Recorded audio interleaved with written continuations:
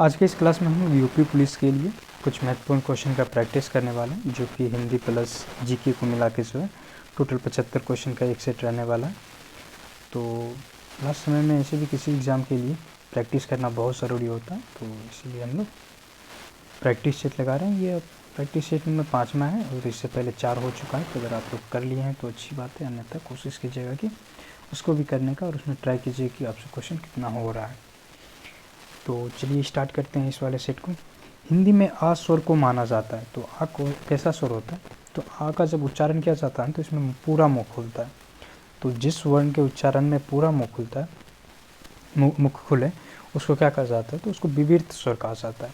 आप इससे पहले वाला सेट देखे होंगे तो ये आपको पता होगा, उसको विवर्त सेट करते हैं। और जिसमें पूरा मुख जो है बंद रहता है तो उसको जो है संवृत कहते हैं। संवृत में जैसे हर्षिकर दीर्घिकर हर्ष उद्दीर्घकर हो गया, इसके उच्चारण में जो है ना मुख मतलब पूरी तरीके से बंद ही रहती है, तो इसलिए इसको संवृत कहते हैं। और ये हो गया। और विवृत याद रखिएगा कि इसमें मुंह खुलती है जैसे आ के उच्चारण में, तो आ इसलिए विवृत हो गया। अगला क्वेश्चन, निम्नलिखित में से बेमेल शब्द है, यानी कौन सा में तीन मतलब 4 ऑप्शन है ना, कौन सा एक ऑप्शन जो अलग सा है? तो आप देखिएगा, अपराहन, आवाहन, पूर्वाहन, मध्याह्न। तो अपराहन और पूर्वाहन और मध्याह्न जो है ना, ये तीनों समय के लिए यूज़ किया जाता है। जैसे मध्याह्न आई थिंक ये दोपहर को कहते हैं, तो ये तीनों टाइम के लिए यूज़ किया जाता है, समय और समय के लिए, मतलब पूर्वाहन भी समय के लिए है। लेकिन आवाहन जो होता है ना, ये एक अलग अर्थ देता है। मतलब ये तीनों देखिएगा तो एक तरह से समय से रिलेटेड है, समय को संबोधित करने के लिए यूज़ किया जाता है। लेकिन आवाहन जो है ना, आवाहन का अर्थ होता है पुकारना, बुलाना। यानी जब कई बार सुने होंगे कि इस चीज़ का आह्वान किया गया, यानी इस चीज़ को बोला गया, तो ये इसका मतलब होता है बोलना। तो ये हो जाएगा सही जवाब कि तीनों एक जैसा है और एक डिफरेंट है। अगला क्वेश्चन, निम्नलिखित में से कौन सा संधि विच्छेद सही है? अच्छा, संधि विच्छेद पूछ रहा है। तो इसका जो है एक रूल होता है, इसके लिए जानिए कि जब भी माँ के सामने, इसमें सब में माँ ही है, माँ हलंत मतलब आधा माँ होता है जी। तो माँ के सामने अगर य र ल व हो ये सब आ जाए ना, तो दोनों मिला के जो है ना अंसर्ग बन जाता है। तो जैसे सम के आगे यहाँ पे देखिए, सम के आगे र आ गया और इसका दोनों मिला के क्या बन जाएगा? अंसर्ग बन जाएगा, मतलब अनुस्वार, अंसर जो बोलते हैं ना अनुस्वार, तो वो बन जाएगा। तो सम संदक्षण ये सही है। बाकी देखिएगा तो संसार में जो है ना सार रहता है ना, तो ये भी सही होता है, लेकिन आकर नहीं है तो ये गलत हो जाएगा। उसके बाद समझोर छन, संदक्षण छ नहीं, ये वाला।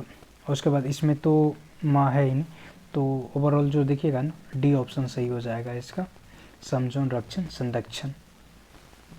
अगला क्वेश्चन है कि 19 शब्द में उपसर्ग एवं मूल शब्द का पृथक हो रूप होगा, यानी 19 जो है वो कौन से उपसर्ग से बना है और उसमें कौन सा मूल शब्द है?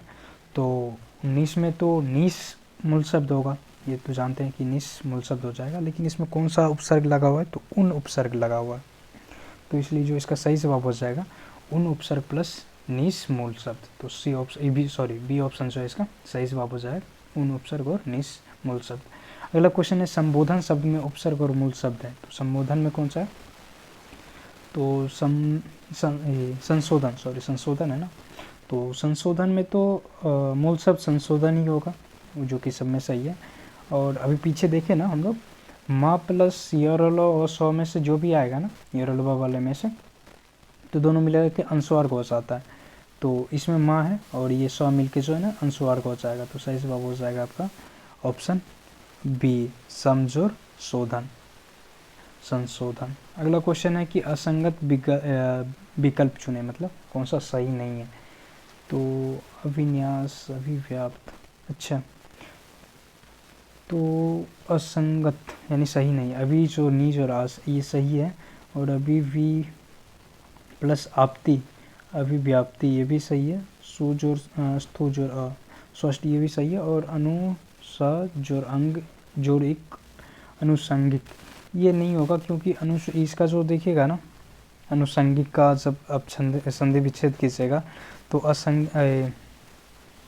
एक मिनट, अनुषंगिक का जो है, इसका जब संधि विच्छेद कीजिएगा तो ये कैसे बनेगा आपका, तो ये अनुषंग प्लस इक प्रत्यय से मिलके बनेगा। तो इसलिए इसका जो है ना ये गलत है। इसका जो है अनुषंग और इक प्रत्यय मिलके जो है अनुषंगिक बनता है। तो इसलिए ये इसका ऑप्शन के अकॉर्डिंग जो है ऑप्शन डी सही हो जाएगा आंसर है क्वेश्चन के अकॉर्डिंग। बाकी ऊपर वाले तीनों जो है वो सही है। अगला क्वेश्चन है कृत अथवा कृदंत प्रत्यय के प्रमुख भेद कितने होते हैं। तो कृत प्रत्यय कितने प्रकार के होते हैं, तो 5 होते हैं, जानते होंगे। एक होता है कर्तृवाचक, फिर कर्मवाचक, करणवाचक, भाववाचक, क्रियाबोधक, कृत प्रत्यय। तो इस तरह से 5 होते हैं। तो सही जवाब होगा आपका 5। अगला क्वेश्चन है लोटा शब्द में ईया प्रत्यय जोड़ने पर शब्द बनेगा। तो लोटा मूल शब्द में जब ईया प्रत्यय लगेगा तो क्या बन जाएगा, लुटिया बनेगा, लोटिया बनेगा, लोटिया, लुटिया, लुटिया। तो ऑप्शन बी सी हो जाएगा इसका सही, लुटिया बन जाएगा ईया प्रत्यय लगाने के बाद। अगला क्वेश्चन है दैनिक शब्द में मूल शब्द और प्रत्यय। तो दैनिक शब्द में जो है ना दिन जो है मूल शब्द में जब इक प्रत्यय लगाया जाता है तो दैनिक बनता है। तो दिन प्लस इक प्रत्यय से दैनिक बनता है। अगला क्वेश्चन द्वंद्व समास के भेदों के संदर्भ में असंगत चुने, यानी कौन सा सही नहीं है द्वंद्व समास में। तो ऑप्शन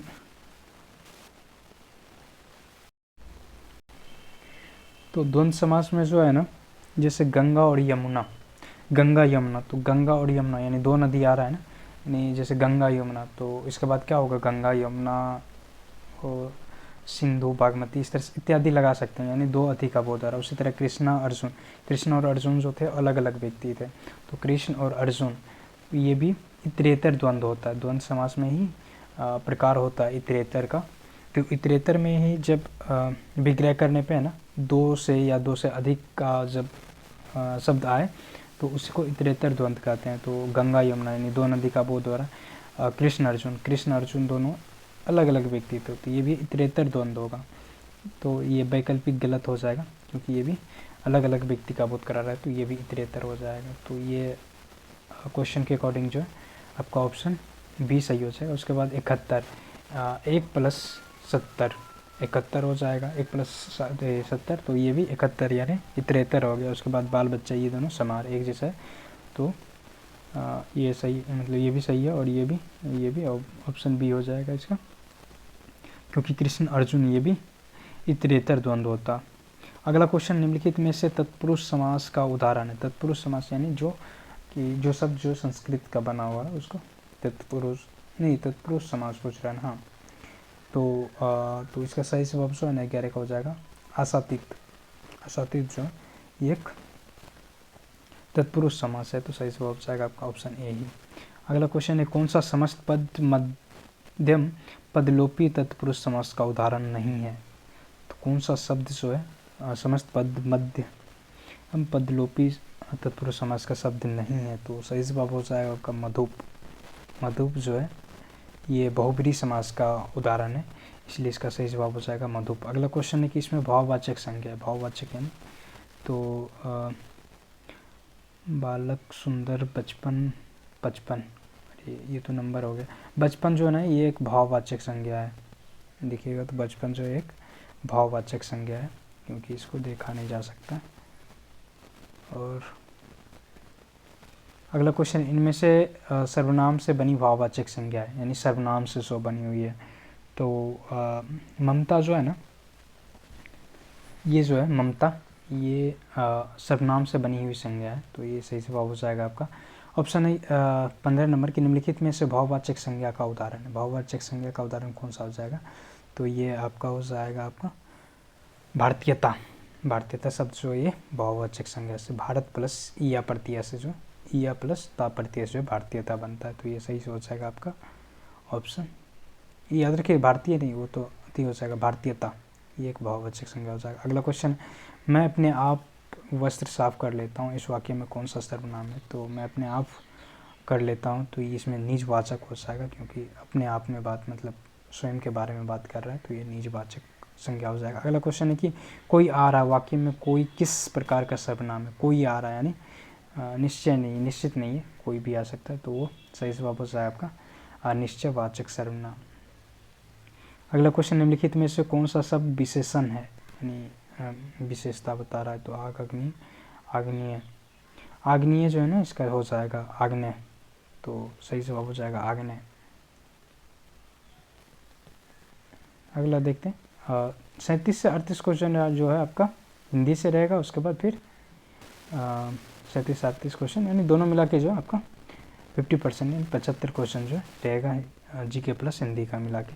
इनमें से कौन सा शब्द विशेषण नहीं है, थका हरा, भाईचारा, बेचारा, बेसहारा, तो कौन सा नहीं है, तो थका हरा जो है ना ये आपका विशेषण नहीं है।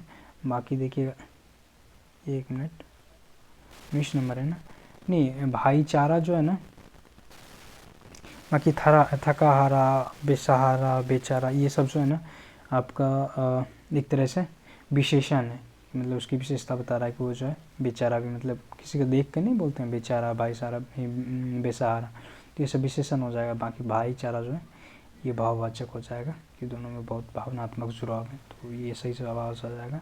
अगला क्वेश्चन है कि इनमें से कौन सा शब्द संज्ञा से बना विशेषण नहीं है, मतलब संज्ञा से नहीं बना है। तो प्राथमिकता, ये तो प्राथमिकता शब्द जो है ना ये संज्ञा से नहीं बना हुआ, बल्कि प्राथमिक शब्द जो है विशेषण से बना विशेषण है, तो सही जवाब हो जाएगा आपका प्राथमिकता, यानी किसी चीज़ को प्राथमिकता दिया जाए वो हो जाएगा। बाकी सब देखिएगा तो संज्ञा से बना हुआ है। अगला क्वेश्चन है इनमें से कौन सा शब्द विशेषण नहीं है, यानी विशेषण नहीं है, तो सही जवाब हो जाएगा आपका 21 नंबर भीतर। भीतर क्योंकि अंदर ये जो है विशेषण नहीं है कोई।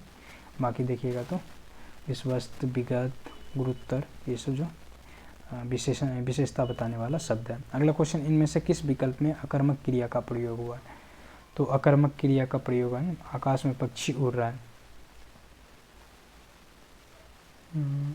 आकाश में पक्षी उड़ रहे हैं, तो ये जो है आपका हो जाएगा अकर्मक क्रिया। बाकी सारा जो है वो आपका सकर्मक है। अगला क्वेश्चन, निम्नलिखित में से सकर्मक क्रिया का चयन कीजिए। सकर्मक क्रिया का चयन करना, तो इसका सही जवाब ऑप्शन हो जाएगा गाया। गाया जो है वो सकर्मक क्रिया हो जाएगा। अगला क्वेश्चन, किस वाक्य में क्रिया के शांत सत्यबोधक पक्ष का प्रयोग हुआ है, शांत सत्यबोधक शब्द का प्रयोग हुआ है, तो इसका जो सही जवाब हो जाएगा मोहन अपनी पुस्तक में पढ़ रहा है। यानी ये सत्यबोधक पक्ष क्या होता है, जिसमें काम हो ही रहा हो। जैसे इसमें मैं रोज़ सुबह टहलने जाता हूँ मतलब डेली जाता है, अभी जा नहीं रहा है, मतलब ऐसा बता रहा है रूटीन है कि मेरा टहलने जाते हैं। लेकिन मोहन का अपनी कक्षा में पढ़ रहा है, यानी अभी भी पढ़ ही रहा है, तो ये सही जवाब हो जाएगा कि ये शांतित्वबोधक पक्ष हो गया, जिसमें कि काम कंटिन्यू अभी भी चल रहा हो। अगला क्वेश्चन, निम्नलिखित में से विस्मयादि बोधक अव्यय का उदाहरण है। विस्मयादि बोधक, तो सही हो जाएगा वाह। विस्मयादि बोधक, अरे वाह, यही सब सुने अचानक बोलने वाला शब्द जो होता है वो है विस्मयादि बोधक। अगला क्वेश्चन, इनमें से कौन सा शब्द अव्यय का भेद कहलाता है, अव्यय का भेद कहलाता, तो क्रिया विशेषण जो होता है ना ये अव्यय का ही भेद है, तो सही जवाब हो जाएगा आपका ऑप्शन डी, क्रिया विशेषण। अगला क्वेश्चन देखते हैं 27 नंबर, इनमें से कौन सा शब्द समुच्चय बोधक अवयव नहीं है। समुच्चय बोधक यानी जोड़ने वाला, तो परंतु इसलिए ये सब तो है सामने वाला, ये जो है ना सत्यबोधक नहीं है, तो ये सही जवाब हो जाएगा क्योंकि ये स्थानवाचक, मतलब बता रहा स्थान ही बता रहे हैं, सामने है पीछे आगे, ये स्थानवाचक हो जाएगा। अगला क्वेश्चन, इनमें से वह शब्द बताइए जिसका वचन अथवा लिंग किसी भी परिस्थिति में नहीं बदलता। तो जल जो है ना पानी, ये स्त्रीलिंग या इसके ये लिक्विड है, तो इसको ऐसे भी एक वचन से बहुवचन में नहीं किया जा सकता। उसके बाद ये इसका जो लिंग भी नहीं बदलता है, यानी स्त्रीलिंग या पुल्लिंग दोनों में यूज होता है। अगला क्वेश्चन, इनमें से कौन सा शब्द पुल्लिंग के रूप में प्रयुक्त होता है। पुल्लिंग, तो ये तो स्त्रीलिंग है, शिक्षा अच्छे भी स्त्रीलिंग और ये भी स्त्रीलिंग। अभिमान जो है ना, एक मिनट, ऑप्शन डी जो अभिमान है ये आपका पुल्लिंग हो जाएगा। अगला क्वेश्चन, इनमें से एक वचन और बहुवचन का युग्म सही नहीं है, यानी कौन सा सही नहीं है। घोड़ा का घोड़े होते हैं, गली का गलियाँ होती है, और चिड़िया का जो चिड़िया होती है, लेकिन आंसू का जो ना आंसू नहीं होती है। आंसू क्योंकि लिक्विड है, उसको गिन नहीं सकते हैं कि, तो इसलिए जो ये आंसू का आंसू ही हो जाएगा। जैसे बोलते हैं ना जल का जल ही होता है, मतलब एक वचन और बहुवचन, तो ऐसे शब्द को जो है ना हिंदी में नित्य बहुवचन बोला जाता है, यानी जिसका कि स्त्रीलिंग भी वही हो। अगला क्वेश्चन, नारी शब्द का बहुवचन रूप होगा तो नारी का क्या होगा, नारियाँ हो जाएगी बहुवचन में। राम ने खाना खाया होगा, खाया होगा में से कौन सा काल है, तो खाया होगा एक तो भूतकाल है, उसके बाद जाके खाया होगा, यानी ऐसा संभावना है कि खाया होगा, संदिग्ध विचार मतलब संदिग्ध भूत हो जाएगा, संदिग्ध भूतकाल हो जाएगा, क्योंकि इसमें इस तरह का प्रिडिक्ट किया जा रहा है कि वो खाना खाया होगा। अगला क्वेश्चन है कि बच्चे बस से पाठशाला जाते हैं, इस वाक्य में कौन सा कारक है, बच्चे बस से पाठशाला जाता है, कर्ता ने करण से, चिन्ह तो से है लेकिन ये अपादान भी हो सकता है, लेकिन इसमें जो है करण कारक ही होगा। ऐसा क्यों, क्योंकि ये उसके माध्यम से जा रहा है, बस के माध्यम से जाता है। अपादान में क्या होता है कि जुड़ाव होता है, मतलब अलग होने का बोध हो, लेकिन इसमें उसी से जा रहा है तो माध्यम का हो गया एक तरह से बस से, तो ये करण कारक हो जाएगा। अगला क्वेश्चन, चूहा बिल से बाहर निकला है, तो ये चूहा बिल से तो चिन्ह देख के आप बोल दीजिएगा करण या अपादान कारक, लेकिन इसमें भी देखना कि अपादान होगा या करण, तो इसमें करण नहीं होगा, इसमें अपादान कारक हो जाएगा, क्योंकि चूहा बिल से बाहर निकला यानी वो वहाँ से बाहर निकल गया, उससे अलगाव हो गया, मतलब जुदा हो गया, तो इसीलिए। अगला क्वेश्चन निम्नलिखित में इससे शुद्ध शब्द है, तो पुनरुत्थान कैसे लिखा जाता, तो पुनरुत्थान में जो है ना आपका पुनरुत्थान ऊ नहीं लगता, इसमें र लगता है, डबल र, पुनरुत्थान होता है, तो सही आंसर जो आपका पुनरुत्थान ऑप्शन डी ऐसे लिखा जाता है पुनरुत्थान। अगला क्वेश्चन 36 नंबर की, निम्नलिखित में से कौन सा शब्द अशुद्ध है, यानी सही नहीं है, तो कवित्री सही है, तिरस्कार भी सही है, गृहिणी भी सही है, और कुमुदनी जो होता है ना, कुमुदनी में अगर इसमें द में हर्षिकर लगा रहा था तो ये भी सही हो जाता, तो बाकी अभी ऑप्शन के अकॉर्डिंग ये हो जाएगा। अगला क्वेश्चन है हाँ कि लड़कों को कपड़े साफ करना है, लड़कों को कपड़े साफ करना है वाक्य में शुद्ध रूप है, तो लड़कों को जो है कपड़े साफ करने हैं हो जाएगा, ऑप्शन ए इसका सही आंसर हो जाएगा कि ये वाक्य शुद्ध है। बाकी अब जाके है जीके का आ गया है, तो बच्चे से देखेंगे जीके का, फिर वो 37 क्वेश्चन था हिंदी का, अब जो बाकी 75 बचे हुए 75 में वो जीके के हैं। अगला क्वेश्चन, सभी ने अगवा आंदोलन का संबंध किस घटना से है, तो सभी ने अगवा आंदोलन जो कि गांधी जी के द्वारा किया गया था 1927 में, इसकी शुरुआत जो है ना आपका दांडी यात्रा से गांधी जी ने किया था, आप लोग को पता होगा। दांडी यात्रा कब स्टार्ट की गई थी, तो ये 12 मार्च से लेके 5 अप्रैल यानी 24 दिन की ये यात्रा थी, 1930 में इसको स्टार्ट किया गया था।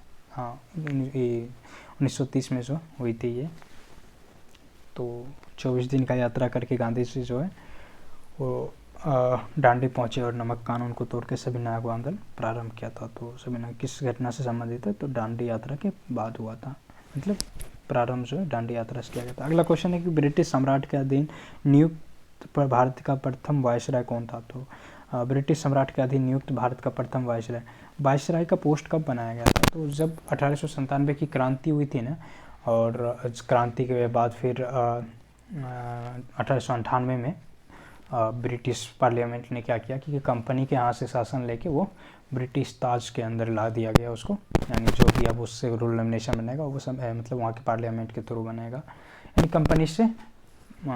कंपनी से शासन ले लिया गया था। तो उसके बाद जो था ना गवर्नर जनरल के पोस्ट को उसी समय नाम दे दिया गया वायसराय, 1898 के पत्र के बाद अति के बाद, तो उस समय जो थे लॉर्ड कैनिंग थे, तो सही जवाब हो जाएगा आपका लॉर्ड कैनिंग पहले वायसराय थे। अगला क्वेश्चन, इंग्लैंड में किस वर्ष में ग्लोरियस रेवोल्यूशन यानी गौरवशाली क्रांति हुई थी, तो गौरवशाली क्रांति कब हुई थी, तो 1688 ईस्वी में हुई थी। अगला क्वेश्चन, ईवीएम का मतलब है, तो ईवीएम का क्या मतलब होता है, तो इसका फुल फॉर्म होता है electronic voting machine, option C इसका डी हो जाएगा सही आंसर। और ईवीएम का जो प्रयोग है ना इंडिया में सबसे पहले जो है आपका हुआ था 1982 में हुआ था, 1982 में केरल में हुआ था, उसके बाद जाके 1989 में जो है वो पूरे देश में होने लगा था। अगला क्वेश्चन की भूमध्य रेखा निम्न में से किस देश से गुजरती है, तो भूमध्य रेखा जो है ना टोटल 13 देश से गुजरती है, अगर आपको 13 देश याद है तो अच्छी बात है, आप कर लीजिएगा, अन्यथा कोशिश कीजिएगा। तो ये केन्या से होकर गुजरती है, ऑप्शन के अकॉर्डिंग देखिए है ना, केन्या से होकर गुजरती है, बाकी तीनों से नहीं। अगला क्वेश्चन है कि निम्न में से कौन सी रबी फसल नहीं है? तो सरसों तो रबी ही है, गेहूँ भी रबी है, चना भी है। चावल जो है ना ये रबी फसल नहीं है, बल्कि ये खरीफ फसल है चावल, इसीलिए। अगला क्वेश्चन है 2011 की जनगणना के अनुसार भारत के किस राज्य की सर्वोच्च साक्षरता दर है? तो सबसे ज़्यादा साक्षरता दर किस राज्य की है? तो वो पता होगा आप लोग को, केरल का सबसे मैक्सिमम है, मतलब 94% आदमी वहाँ का शिक्षित है, तो ये केरल का सबसे हाईएस्ट है। उसके बाद जाकर लक्षद्वीप पे आता है।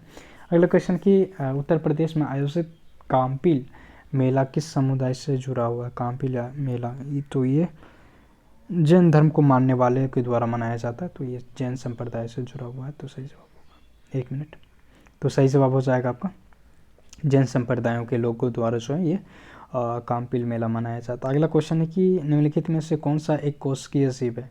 यानी एक कोशिकीय जीव है तो वो बैक्टीरिया जो होता है ना, जीवाणु जिसको बोलते हैं, वो एक कोशिकीय जीव ही होता है, तो इसलिए इसका सही जवाब होगा आपका ऑप्शन ए। अगला क्वेश्चन की सर्वोच्च, 1 मिनट मैं आपको नंबर भी दिखाते जाता हूँ। हाँ, अगला क्वेश्चन है कि सर्वोच्च गुणवत्ता वाला कोयला जिसमें 80 से लेकर 95% तक कार्बन होता है, तो सबसे अच्छा क्वालिटी का कौन सा होता है? एंथ्रेसाइट, जिसमें कि 80 से लेकर 95% तक जो है एंथ्रेसाइट में कार्बन की मात्रा होती है। और सबसे ख़राब को यानी निम्न क्वालिटी का तो वो पीट कोयला होता है, सबसे निम्न। अगला क्वेश्चन है कि प्रधानमंत्री स्ट्रीट वेंडर की आत्मनिर्भर निधि PM स्वनिधि योजना के हाल ही में सफलतापूर्वक कितने वर्ष पूरे हो गए थे? तो ये योजना जो है ना 2020 में चलाई गई थी, तो अभी जून 2020 में चलाई गई थी, तो अभी मानिए तो 3 साल हो चुका है, क्योंकि 4 साल होने में अभी जून 2024 में 4 साल पूरेगा, तो सही जवाब होगा आपका 3 साल हो गया है। अगला क्वेश्चन है कि श्रीनगर स्मार्ट सिटी प्रोजेक्ट के तहत शहर को किस वर्ष तक स्मार्ट सिटी का टैग मिल जाएगा? तो ये जो है ना इसको अभी मिला नहीं है, थोड़ा टाइम है, बट 2024 में ही इनको मिलना है। याद रखिएगा कि 2024 में ही जून तक जो है इसको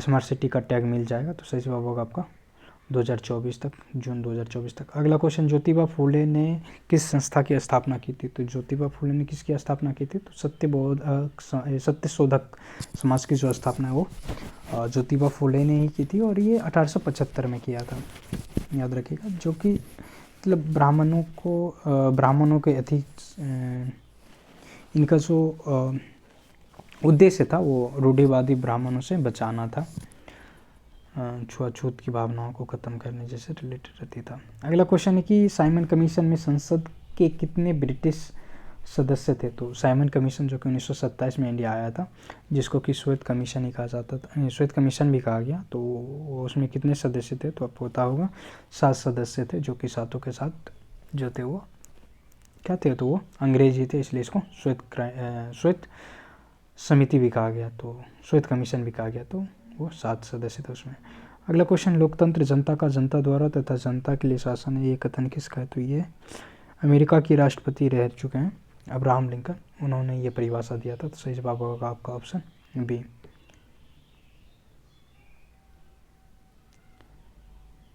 एक मिनट, कानूनी अधिसत्ता की संकल्पना पहली बार किसने प्रस्तुत की? तो कानूनी अधिसत्ता की संकल्पना जो है ना, ये सिद्धांत थॉमस हॉब्स द्वारा दिया गया था, इनका जो पूरा नाम था वो थॉमस हॉब्स था, तो सही जवाब होगा आपका ऑप्शन ए।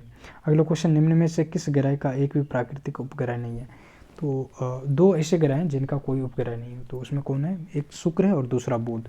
आपके ऑप्शन में तो शुक्र है, बट बुध भी, ये 2 मात्र ग्रह हैं जिनके प्राकृतिक उपग्रह ही नहीं है, तो याद रखिएगा शुक्र और बुध, इन दोनों के। अगला क्वेश्चन है, और पृथ्वी का तो एकमात्र है जो कि चंद्रमा है। अगला क्वेश्चन कि तांगनिका झील कहाँ स्थित है? तो तांगनिका झील जो है ना ये अफ्रीका में पड़ता है, तो सही जवाब होगा आपका ऑप्शन डी। अगला क्वेश्चन, 8 डिग्री चैनल उत्तरी तथा 37 डिग्री उत्तरी अक्षांश के बीच निम्न में से कौन सा देश स्थित है? तो अगर आपको भारत का लोकेशन पता होगा तो 8 डिग्री 4 मिनट उत्तरी अक्षांश से लेकर 37 डिग्री 6 मिनट उत्तरी अक्षांश के बीच अपना भारत ही स्थित है, तो सही जवाब होगा आपका ऑप्शन ए,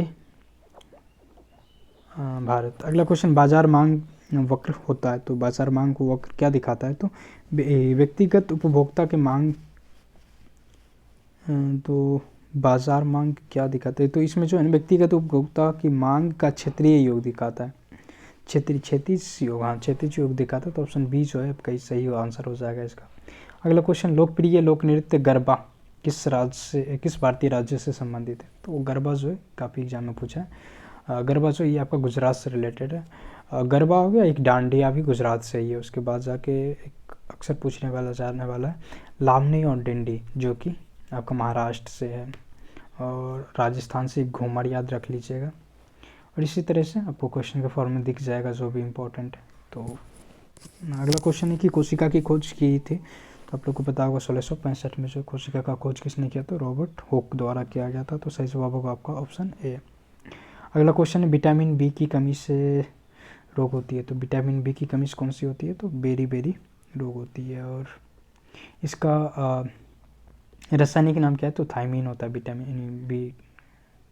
एक मिनट, हाँ विटामिन बी की जो होती है ना वो थायमीन होती है। अगला क्वेश्चन, राज्यसभा का सभापति होता है, तो राज्यसभा का सभापति तो ऐसे जानते होंगे उपराष्ट्रपति होता है, क्योंकि उपराष्ट्रपति का जो है ना उपराष्ट्रपति के रूप में कोई कार्यभार है, उसका कोई कार्य नहीं है, वो सभापति के रूप में ही कार्य करते हैं जो भी करना होता है उनको।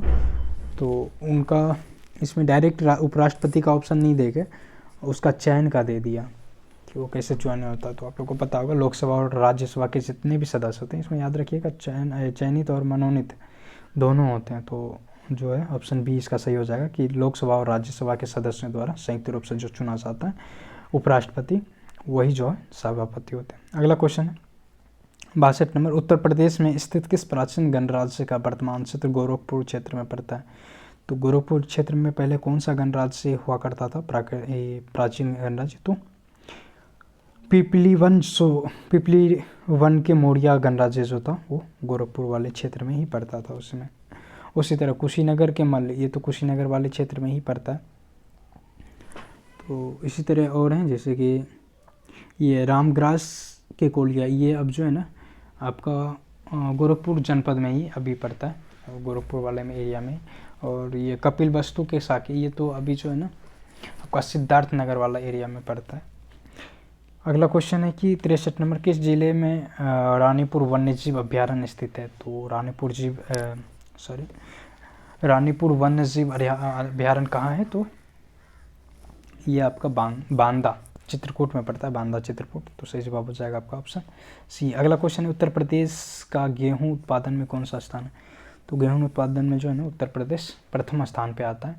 और उत्तर प्रदेश में भी खास करके गोरखपुर जो है वो जिला सबसे ज़्यादा उत्पादित करने वाला है। अगला क्वेश्चन है कि किस राज्य में काटी बिहू 2023 मनाया गया। तो आप लोग को सिंपल याद रखना है बिहू कहाँ मनाया जाता, तो असम में। काफ़ी फेमस क्वेश्चन है। तो काटी जो है बिहू जो है असम में मनाया जाता है। अगला क्वेश्चन कि भारतीय संसद के द्वारा किस संविधान संशोधन के माध्यम से महिलाओं को लोकसभा और राज्यसभा में आरक्षण प्रदान किया। ये हाल फिलहाल में ही एक बिल पास हो गया था जिसके द्वारा बिल पास हुआ है जिसके द्वारा महिलाओं को लोकसभा और राज्यसभा में आरक्षण का प्रावधान किया गया 2023 में। तो ये कौन सा संविधान संशोधन था, तो 106वां था, 106वां नंबर वाला जो संविधान संशोधन किया गया 2023 में, इसके थ्रू ये प्रावधान लाया गया। अगला क्वेश्चन कि वैश्विक नवाचार सूचकांक 2023 में भारत का कौन सा स्थान था। तो ये वैश्विक नवाचार सूचकांक में जो है ना टोटल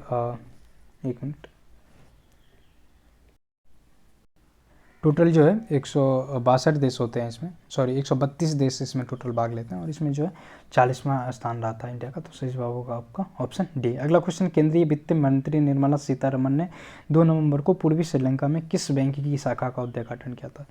तो ये जो है ना श्रीलंका में हाल फिलहाल में गई थी, तो वहाँ जो है SBI का ब्रांच खोला गया है श्रीलंका में। तो सही जवाब होगा आपका ऑप्शन ए, SBI का।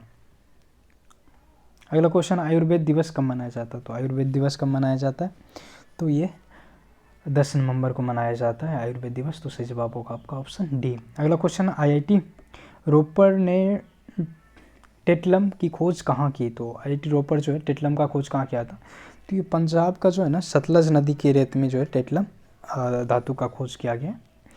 और ये चमकीला धातु है एक तरह से, जो कि सतलज नदी के रेत में इसको खोजा गया। तो सही जवाब होगा पंजाब में। अगला क्वेश्चन है कि किस देश ने आसियान भारत बाजार महोत्सव 2023 आयोजित हुआ है। तो ये कहाँ हुआ था? तो इंडोनेशिया में हुआ था। सही जवाब होगा आपका ऑप्शन डी, करंट का है, ध्यान में रखिएगा थोड़ा। अगला क्वेश्चन है कि किस स्थान पर भारत पर पंप्स एंड कंप्रेसर्स स्थित है? तो ये जो है अभी कहाँ किया गया? तो प्रयागराज में इसकी स्थापना की गई है।